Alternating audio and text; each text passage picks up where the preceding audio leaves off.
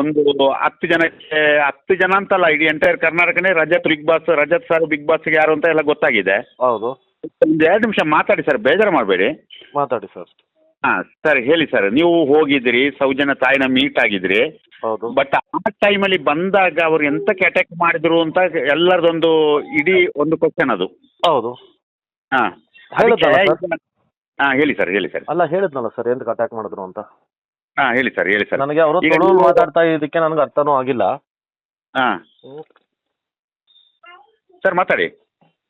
But sir ಮಾತಾಡಿ. ಹಾಂ ಮಾತಾಡಿ ಸರ್, ಮಾತಾಡಿ. ಅವರು ತುಳುಲ್ ಮಾತಾಡಿದ್ದಕ್ಕೆ ನನಗೆ ಅರ್ಥ ಆಗಿಲ್ಲ ಕ್ಲಾರಿಟಿಯಿಂದ. ಹಾಂ ಹೇಳಿ ಬಟ್ ಸರ್. ಆದ್ರೆ ಕ್ಷೇತ್ರದ ಹೆಸರು ಹಾಳು ಮಾಡ್ತಿದ್ದೀರಾ ಅಂತ ಹೊಡೆದಿದ್ದಂತೂ ಸತ್ಯ. ಹೌದು ಹೌದು. ಆ, ಆಮೇಲೆ ಅದು ಕ್ಯಾಮ್ರಾ ಗೇಮ್ರಾ ಎಲ್ಲ ಹೊಡೆದಾಕಿದ್ದಾರೆ ಇಂಟರ್ವ್ಯೂ ತಗೊಂಬಾರ್ದು ಅಂತ. ಹಾಂ ಹೇಳಿ ಸರ್. ಹೌದು. ಅದು ನನ್ನ ಮುಂದೆನೇ ಆಗಿದ್ದು. ಹಾಂ ಹೇಳಿ ಸರ್. ಅದಾದ್ಮೇಲೆ ನಾನು ಹೊರಟೆ ಅಲ್ಲಿಂದ. ನಾನೇ ಆಕ್ಚುಲಿ ಪೊಲೀಸ್ನ ಕಳಿಸಿದ್ದು ನಾನೇ. ಹೌದಾ? ಹೌದು. ಹಾಂ ಹೇಳಿ ಸರ್.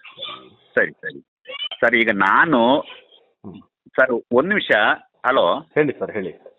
ಸರ್, ನಾನೊಬ್ಬ ಸುಬ್ರಹ್ಮಣ್ಯ ದೇವಸ್ಥಾನದ ಹಿತರಕ್ಷಣಾ ವೇದಿಕೆ ಸದಸ್ಯನಾಗಿ ನಾನು ನಿಮ್ಮ ಹತ್ರ ಮಾತಾಡೋದೇನಂದ್ರೆ, ಈ ಪ್ರಚಾರ ಆಗ್ತಿದೆಲ್ಲ ಏನ್ ಸರ್? ತರ ಗಲಾಟೆಗೆ ಕಾರಣದ್ದು ಅಂತ ಅಂದ್ರೆ ಏನ್ ಸರ್? ನಿಮ್ಮ ಸರ್ ಒಂದು ಸ್ವಲ್ಪ ಒಂದು 2 ನಿಮಿಷ, ಯಾಕಂದ್ರೆ ನನಗೆ ಬೇಕಾಗುತ್ತೆ ಸರ್.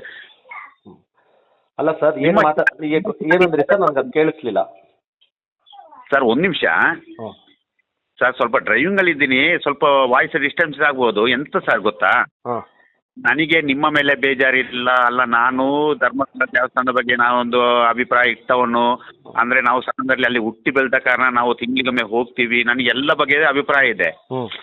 ನಾನು ಯಾರನ್ನು ನಂಬಬೇಕು, ಯಾರನ್ನು ಬಿಡಬೇಕು ಅಂತ ನನಗೆ ಇಷ್ಟುವರೆಗೂ ನನಗೇ ನನ್ನ ಕ್ಲಾರಿಟಿ ಸಿಕ್ಕಿಲ್ಲ. ಹಂಗಂತೇಳಿ ನಾನು ರಜತ್ ಸರ್ ಹತ್ರ ಕೇಳೋದೇನೆಂದರೆ, ನಾನೇನು ಮೀಡಿಯಾದವನಲ್ಲ, ನಾನು ನಿಮ್ಮ ಹತ್ರ ಮಾತಾಡಿ ಇದನ್ನು ಇಡೀ ಪಬ್ಲಿಸಿಟಿ ಮಾಡಬೇಕು ಅಂತಲೂ ನನಗೆ ಉದ್ದೇಶ ಇಲ್ಲ.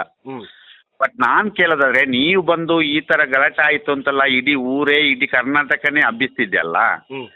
ಈಗ ಸರ್ ನಿಮ್ಮ ಸ್ಟ್ಯಾಂಡ್ ಏನು ಅಂತ ನನ್ನೊಂದು ಪ್ರಶ್ನೆ. ನೀವು ನಾನು ಬಂದು ಅಲ್ಲಿ ಜಗಳ ಮಾಡಬೇಕು ಅಂತ ನಾನು ಬಂದವನಲ್ಲ. ನಾನು ಕ್ಷೇತ್ರದ ಬಗ್ಗೆ ಮಾತಾಡಿಲ್ಲ. ಹೌದು. ನಾನು ಅಲ್ಲಿರೋ ಜನರ ಬಗ್ಗೆ ಮಾತಾಡಿಲ್ಲ. ನಾನು ದೇವಸ್ಥಾನದ ಬಗ್ಗೆ ಮಾತಾಡಿಲ್ಲ. ನಾನು ಶಿವನ ಭಕ್ತಾನೆ.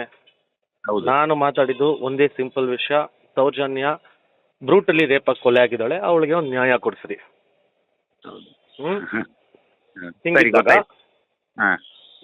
ರಿಪೋರ್ಟರ್ ಮೇಲೆಲ್ಲ ಹಲ್ಲೆ ಮಾಡಿ ವಿಡಿಯೋ ಆಗಿ ತಗೊಂತಾ ಇದ್ದೀರಾ, ಕ್ಷೇತ್ರದ ಹೆಸರು ಹಾಳಾಗ್ತಾ ಇದೆ, ಅದು ಇದು ಅಂತ ಹೊಡೆದಿದ್ದವರು, ದೊಡ್ಡದು ಮಾಡಿದವರು.